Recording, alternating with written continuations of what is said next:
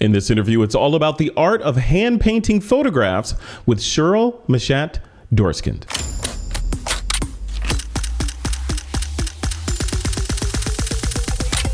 This is TWiP.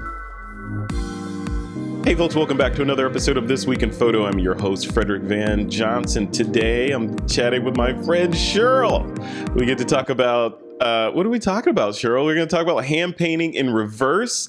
We're going to talk about a little bit of history and a couple of other things. Sheryl is like I said in the intro there, she's an expert in Lightroom. She's an educator. She's a fantastic photographer and just a great person to talk to. You guys are going to enjoy this discussion, hopefully as much as I'm going to enjoy this discussion. Sheryl, welcome to the show. How's it going? Thanks, Frederick. Great to see you. How's it going? It's going good here. It's hot. It's hot here in California. How are you doing out there on the East Coast? Oh, yeah, it's really hot here, too. Yeah. 85, really hot. Oh, 85 is hot? Really? What is it where you are? Let's see. In Vegas, I'm in California. In Vegas was 118, I think, last week. Here, yesterday, it was 97. 97. So yeah, well, I'm out, in the Hamptons. In the city, it's probably 97 in New York. Oh, you're by the water, so look at you. Whatever. Yeah, I'm inland. I'm inland California in a valley, so we basically bake during the day and broil in the evening. Well, it's great to see you. It is. It's great to see you. Well. So let's talk about this stuff. So you and I go way back, but we haven't talked in a fair amount of time. So bring the TWiP audience up to speed on who Sheryl is and the kind of things that you're working on. Well, everyone's sort of moving out of the pandemic, and I went from last summer isolating in my backyard to getting an offer to teach at a university. And I thought, yeah, you know what? I've isolated enough. I'm going to go. We were back in the class in September. So I did that, and which is great. And I'm getting ready now to teach 4 classes in the fall, which I love teaching in college in person, but I also teach online. And I teach, so that's what I'm doing now. Right now I'm teaching students online. I'm teaching in person again. Thank goodness we can do that. And I've also been working on hand painted photography, which is really how I started my career. Yep. And so it started right before the pandemic again in March. A client wanted me to create a picture that nobody else could do. So we decided to take a digital photo I took of the family. And then I went in reverse. I found a dark room in the city that could create fiber matte prints. And, I don't know the audience knows, but this is what they look like. They're very hard to find now. This is a black and white photo. It's beautiful paper. It's matte fiber based. So think of it like a Hanamill paper. Mm-hmm. So I found a lab, which was not easy because the lab I originally found went out of business. And anyway, so I had to take my digital image, make it into, they had to photograph the image to make it into a piece of film, 8x10, and then we made the picture in the photo lab, and then I hand painted it. I actually really liked that process. It was funny. I was on this webinar last night. 100 people are on this webinar for alternative processes. And, I've been doing alternative process. This is my book, The Art of Hand Painting Photos, which really launched for the podcast listeners, she's holding up her book, which is called The Art of Hand Painting Photographs, which is still available on Amazon right now. People can go grab it, right? Well, it's out of print actually, but on this webinar made me think I should put it back. Just I think you should. Yeah. Yeah, really, because look, there was 100 people on the webinar. There's a big interest in alternative processes, but what I thought to myself, you know what, I'd rather do it my way than working in developer and stuff. Like when I went to the lab in the city who made my black and white film, I like that they did it. I don't want to deal with chemicals anymore.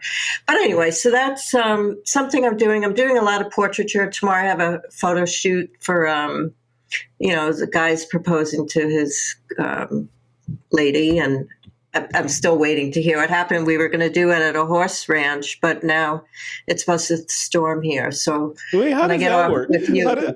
How does that work when you're going to photograph a proposal? What is he like? Yeah, just kind of hang around and pretend like you're in the crowd, but you have a camera with you, and then you pop out I when just he's happen on one to be knee. on a horse. Yeah, he's having to be on a horse. I don't know how it happens because it keeps changing. They're cute. So sometimes it's supposed to be just hanging around. This is was supposed to be at a ranch, so I could have definitely been invisible, but now I don't know what's going to be. I recommended a couple of places. I'm not going to really be able to be invisible. What else am I doing? I have a client from years ago, got a new Sony, so I'm going to teach him how to use that. So we'll spend probably 10 hours. I usually book people like that, and I can do that online too. So teaching and I do a lot of photography, but hand in hand, that's just what I love to do. Yeah. Well, you know what? I want to, Cheryl, I want to talk about just a lot of stuff, but one of the things I want to talk about is the hand painting and diving into that process a little bit, because I know you kind of foreshadowed a little bit that you're doing kind of hand painting in reverse. So I want to talk about that. But what is hand painting in forward, versus reverse? What is it? What's traditional hand painting? And is it literally hand painting, or is it you're in a computer with a Wacom tablet? And take us through it. What does that look like? No, it's actually, I think I have a picture. Let me see if I have one here. But it's actually, you take this, it has to be a certain kind of paper, darker paper. Mm-hmm. But I am trying to change it to a digital way. But anyway, you use these, I use these sticks. Mm-hmm. So it's like a skewer. And then I roll it with cotton. And these are my brushes. And let me see where. So you're like it's like you're making your own little specific Q-tip. Yeah, here's a picture. If we can screen share. Yeah. This is a picture of like my desk. If I was hand painting, so these are the paints. I use them in like pea size. It goes a long way. They're transparent, so they're sort of like a watercolor, but they're oil. They're archival, and then I put washes of oil, and then add pencils, then blend them. It's a labor of love. It's I don't think I have another picture here, but so I'll take a whole picture and paint it. Like this boy here, actually, this is funny. He's in my this book that I had showed you all, but he's in the family that I just did the hand painting in reverse with. So a lot of my clients. I have clients for 20 years, which is, I guess says something about me. So anyway, he's 20 something now. Wow. So he's one of the 4 kids in that hand painted in reverse. But here's a picture in the real way. Oh, this is him. Actually, how convenient. I didn't even know that. That's the same guy? Oh, wait. That's the same kid. So he's everything, his shirt, the grass. Let me go. if you can share that again, everything is painted. The shirt, the stripes. Yeah, keep holding that up. Yeah.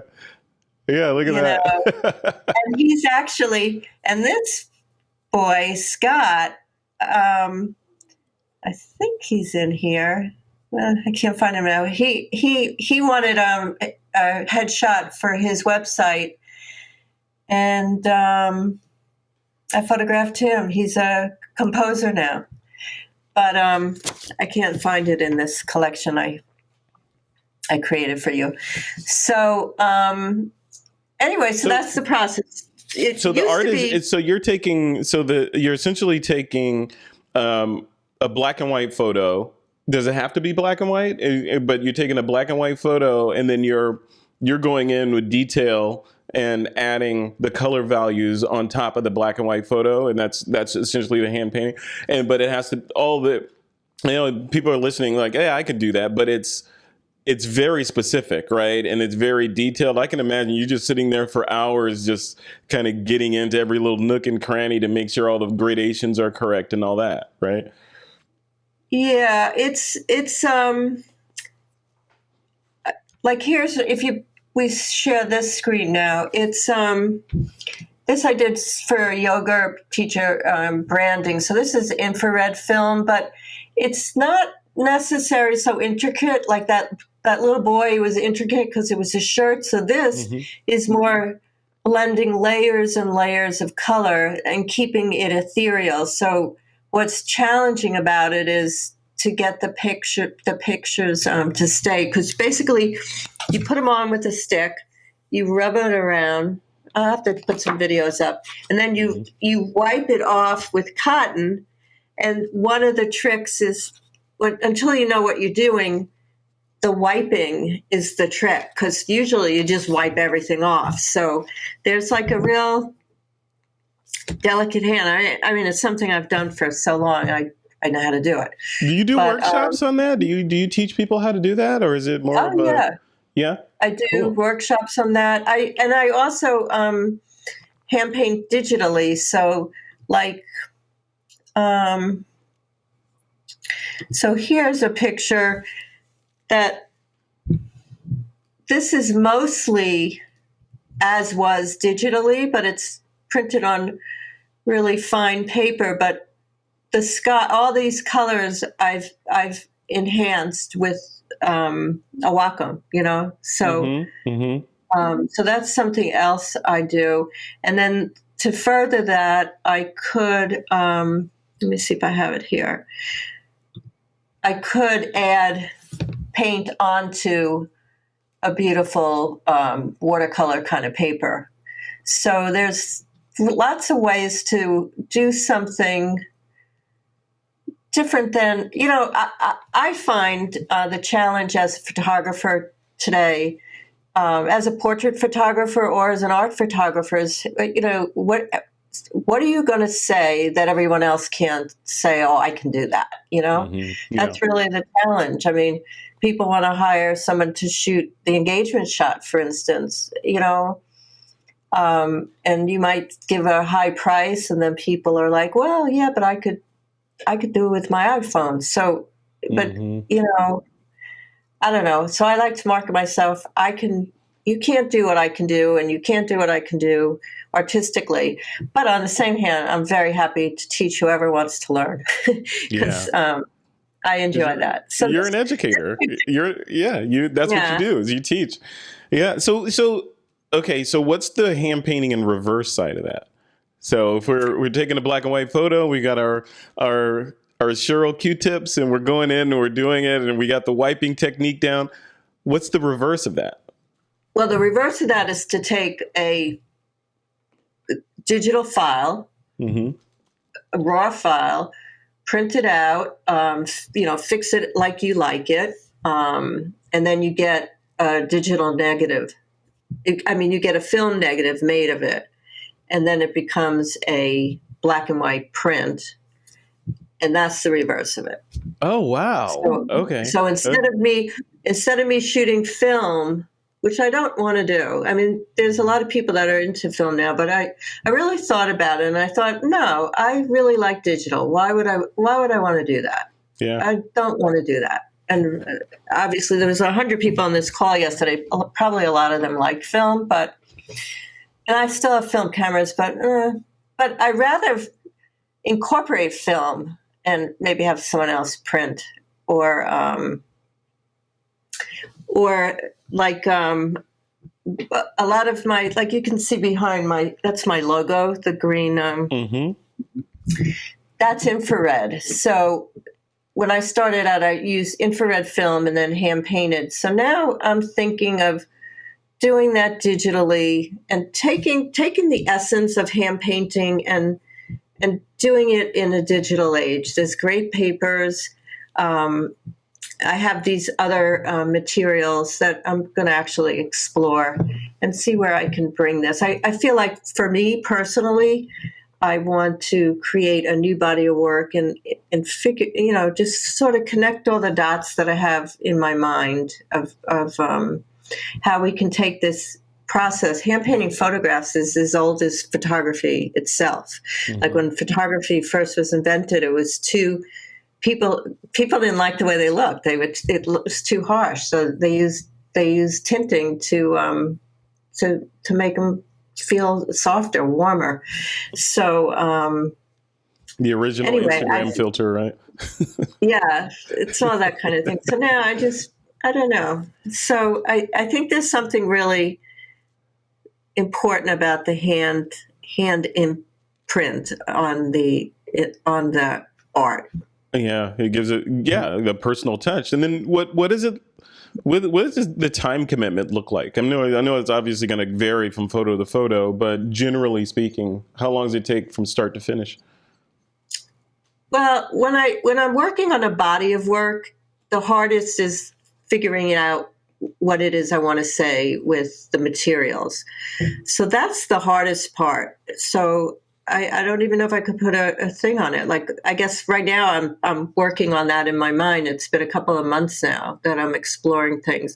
So once I have the pictures down on the desk and I have the inspiration, maybe it'll take 10 pictures to say, this is it. And then the rest comes easy. Mm-hmm. So if it's for a client, like this last one I did in reverse, it was a family. There was 4 young adults. And to figure out that it was a big print, say 20 by 24, that, it took including getting the print and I had to get an LVT in the Bronx, go to the city, meet the printer. I wanted him to really have a sense of my sensibility in printing. So all that took time. And then the painting, maybe it took 2 or 3 days, 4 hours a day, something like that. Not bad. Wow. They're oils, so you can keep working it. Yeah. 2 or 3 days is like, it's so interesting because especially with the reversing of this, you're melding digital with the artisanship of hand painting. And, one of the things that goes along with digital is quick and fast and expedient. And just click, click, click, click. You get a bunch of shots and, maybe 2 or 3 minutes in Lightroom or whatever, and it's off on Instagram and you'll never see it again. You're doing this more considered, and you're creating, I'm assuming, heirloom pieces from digital work. Yeah, that's how I sell them. Yeah. Either, so a family will have them as an heirloom piece, or if it's a piece of my art, it's a piece of art. Mm-hmm. Yeah. And it's going to last. What's the longevity of those? Like, is it like just a regular painting? Is just going to last, as long as you take care of it? I was smiling because years ago when I was dealing with Epson, and I said to him, well, they last 100 years. And he was like, well, can you give me the data on that? Like, where are you getting that from? That sounds like Dano Steinhardt over at Epson. That's exactly who it was. He was great. He gave me a free printer, but he was like, so I said, well, look, they're archivally printed, everything as far as I can say, is archival. And if nobody's ever come back to me with the fixer being unfixed. Right. So, if everything in the darkroom is created properly, it will last forever, and the oils are. So when I dealt with Dano, he was great. They gave me an Epson printer, and that I was bringing, doing reverse stuff and hand painting on fine art Epson paper. So, so that's the stuff I still do. Yeah, that's fantastic. I mean, there's so much to that, and it's just like for a digital content creator like me, I'm looking at that, like, it seems so therapeutic for you to create it, just to sit down. People have company for therapy. Yeah, glass of wine, a little music playing, and you're just going to town on that thing. That feels. Yeah, I've had clients come from all over for like a weekend workshop. It's really nice. And then during the pandemic, I couldn't get the paints anymore. So then, I have tons in my house, but then I was like thinking, how could I teach if they're not available? But they're back available again. So, okay, yeah. So they're probably stuck they were stuck in the Panama. They're stuck in the Panama Canal on that boat that got stuck. That's where all the paint was. So now they're back. That's cool. So what's next for Sheryl? What are you working on? Like what's coming up in the next couple of weeks and the months? What's happening? I know we're doing an engagement shoot. If he gets up the nerve to ask tomorrow, maybe at a ranch. I have another photo shoot. Let me see if this client's in here. I have. They should be in this collection. Yeah, let me put them in. I'm photographing this family next week. I photograph them every year. It's wonderful. They're a family that really honors photography, and so I'm doing that. This is Dani Shapiro. She's a very well-known author. So I do photograph a bunch of authors, and that's starting tomorrow as well. The first one is Telva Fiducia, she's an author, an actress, Broadway actress and film actress, and she's going to be out here in the Hamptons. So after my horse engagement shot, I'm going to photograph Tova Fiducia. Let me see what else is going on. I don't know. And how are people finding you, Sheryl? What's is it all word of mouth and people are reaching out to you, or are you doing advertising? How do your clients get in touch with you? I don't really do advertising. A whole bunch of stuff has come through either through referrals and our past customers. Like I'm going to start with this guy in about a week to teach him his new Sony. And he's somebody I worked with years ago. He found me on the web. If you search Hampton photo instructor, I'm told I come up. So every year, usually I get a couple of new clients like that. And I set up the class. They're like, because I teach in a university, I set them up like there's a beginning, a middle, and end. There's something you want to do. So, like for instance, this guy Peter, he wants to get off program mode, and he's got specifics of things he wants to shoot, and I'm going to teach him how to do that. So I have a lot going on, and then I'm working on this history of photography syllabus. So last night I spent a while finding the right history book for the class, and that's really interesting too. The whole book industry is changing so much. But it made me think, my hand painting book, I think I spent like an hour looking at photography books for this Rutledge company, who I think I might send in a proposal for. Anyway, so those are some of the things I'm doing. A lot on my plate. month. Yeah, you totally do. And that's a good segue to end on and kind of give a cliffhanger, right? Because you and I were talking offline about the idea of collaborating on a brand new podcast that's dedicated to the history of photography. You want to talk? Let's talk about that a little bit and what's missing. Like from one of the guiding forces for me to want to do something like that is personally, I feel like I want to learn more about the history of photography, and B, I want to help get the word out so that people can understand the shoulders that they're standing on every time they click that shutter. What do you think? Like as a teacher and an educator, what do you think about the importance of the history of photography in today's age when there's a new gadget coming around the corner every 5 seconds? Well, I think that the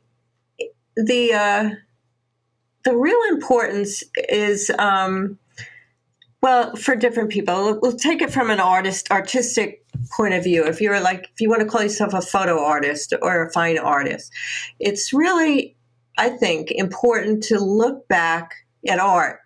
It doesn't even have to be photography, but we'll talk about photography because photography always sort of mirrored what was going on in the art movement and in the economy of the time and the social structures. So learning about photography, the history of photography, is not so much to memorize this, that, or the other thing. It's to draw inspiration and do something creative today. I mean, that's how you're going to be relevant as a photographer.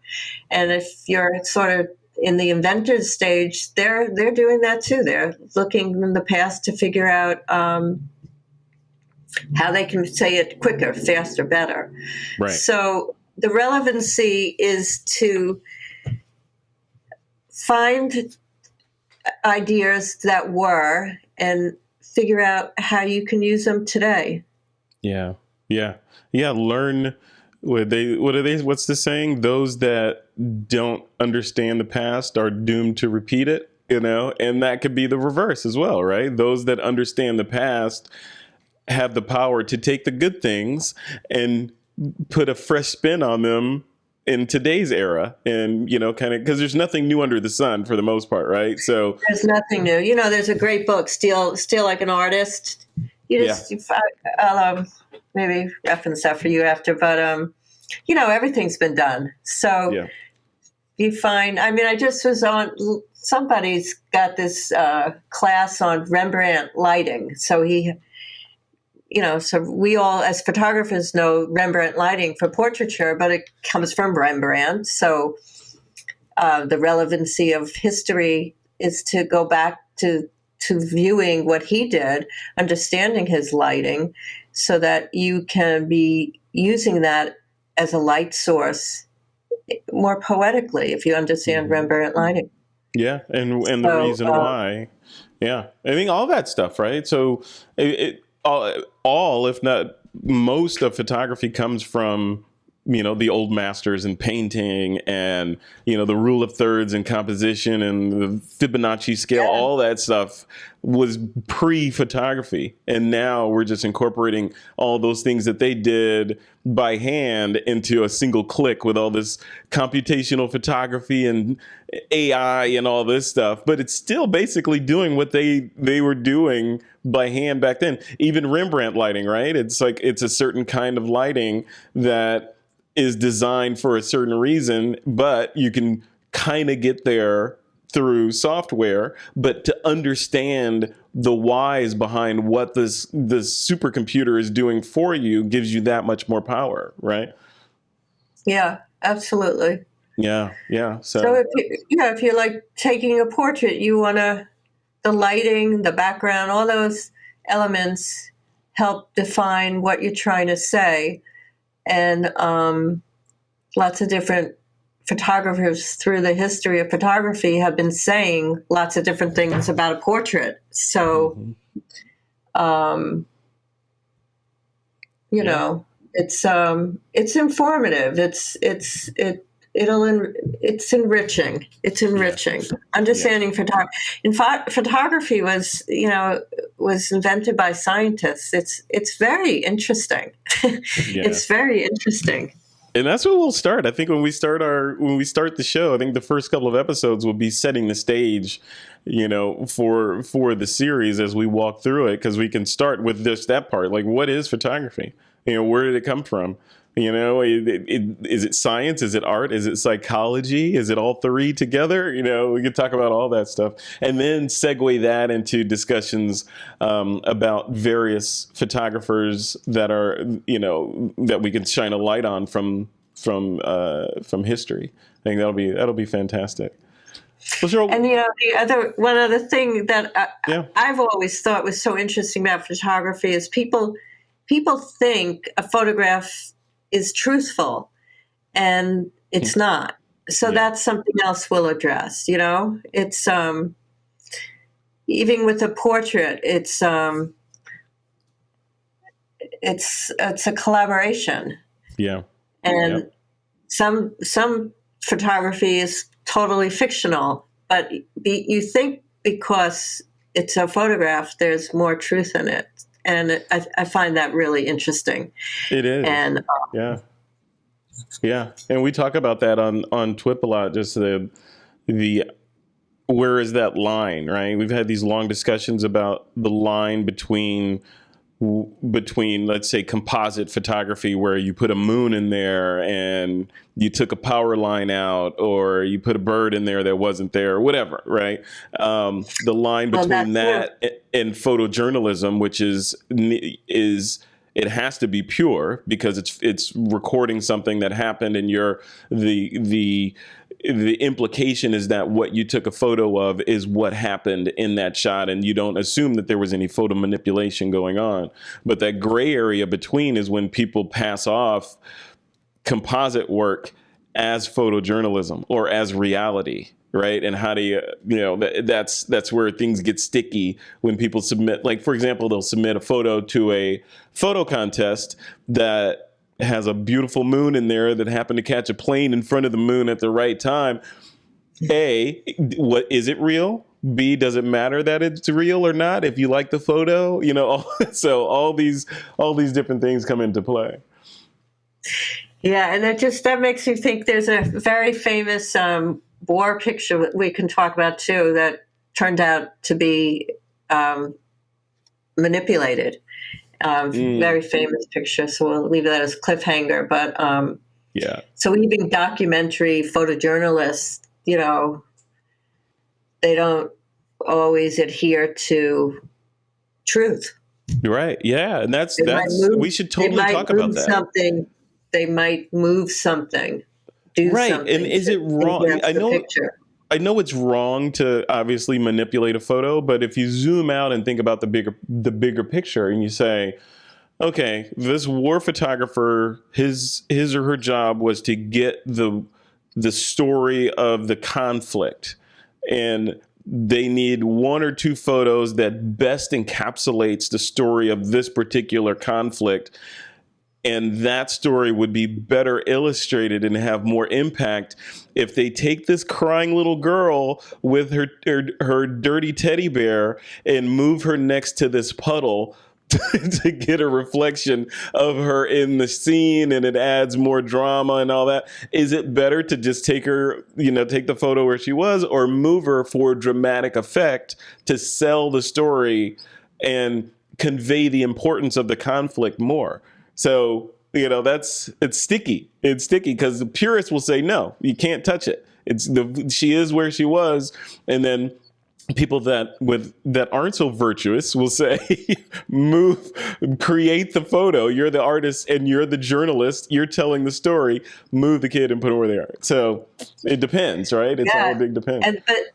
And then just think of it, even if she didn't move the child or he moved the child, if you just moved yourself or changed your camera angle or zoomed in or out, you're already narrating with a different voice because of that. Yeah. What you see is not necessarily what I see. That's also what I love about teaching in person with like students is, I'll take them out into the field and I'll say, all right, let's photograph this tree or this field, because the tree would be too small. And, seeing 20 students come up with a whole different tree is really pretty amazing. Yeah. Yeah. The art of subjectivity, right? As it were. Yeah. This is great, Cheryl. So if people want to get in touch with you, or they happen to be out in the Hamptons and they want to get some shots of them proposing on a horse, how do they reach out to you? How do they contact you? On my website is my phone number and emails. It's Cheryl Machat Dorskind.com, but maybe you'll put it in the notes. It's such a long name. Of course, yeah. Yeah, but just Google me. I come up, and I'm also running I'm doing a pontoon workshop in August. I take people. We have a captain. It's a small group, 6 people, and we go see amazing vistas in the Barrier Island. Wow. It's fabulous. We couldn't do it last year because of COVID, but it's a true. I mean, I've done it now. I've run this workshop for like 4 or 5 years, and it's just so beautiful. So anyone into wildlife photography or ocean views that you're never going to get otherwise. I mean, this is you just can't get to where I'm going to take you, and it's beatific. I mean, it feels so good. The colors are so warming that for like 2 days after, it's like, that was gorgeous. Wow. Beatific. I like that. So we're taking that word. Anyway, I have that on my website too. If anyone if you're not out in the Hamptons, just take a look at some of what you can capture on the pontoon safari. Excellent. Cool. Well, I will link to your website in the notes, as you say. And folks that are watching this, stay tuned. We'll follow Cheryl for sure, and stay tuned for further information on when we're going to push out our History of Photography podcast. I think that's going to be really good. I'm looking forward to that. So that's one of the next projects on your list that you'll be able to talk about, doing the photography podcast. So that'll be doing the photography history podcast. So that'll be a good time. I'm looking forward to that. Same here. This is great. Great to see you, Frederick. Great to see you too. It's always good to chat. I always get excited about photography when we chat, because you're such the artist that has in like the 3-legged race, right? Because you've got you're up on all the technology, you're shooting digital, all that stuff, but then the other side of Cheryl is analog, and you're doing the hand painting stuff, which is it's really cool to see that. So also linked to I just did a talk on B&H, their event space. So that'll give people also another idea about my philosophy on portraiture and techniques. It fits in with this history of photography podcast, but it's my thoughts on portraiture. So I think excellent.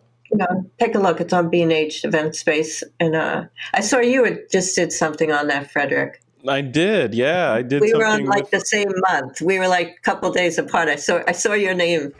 Panasonic. Like two squares away from mine. Yeah, see? It was that gravity. Yeah, Panasonic was launching that camera behind me, if you can see it, the GH5 Mark II. So I was helping them talk about it, doing the hosting thing. It was fun. It was really fun. All right, Cheryl, we'll leave it right there. Thanks everybody for listening to this episode. Yeah, Stay tuned for more from the history side of the world, and check out Cheryl's website. I'll put a link to it in the notes in the description of the YouTube video and on the podcast. And we'll leave it right there. Cheryl, thank you so much for coming on. I appreciate you.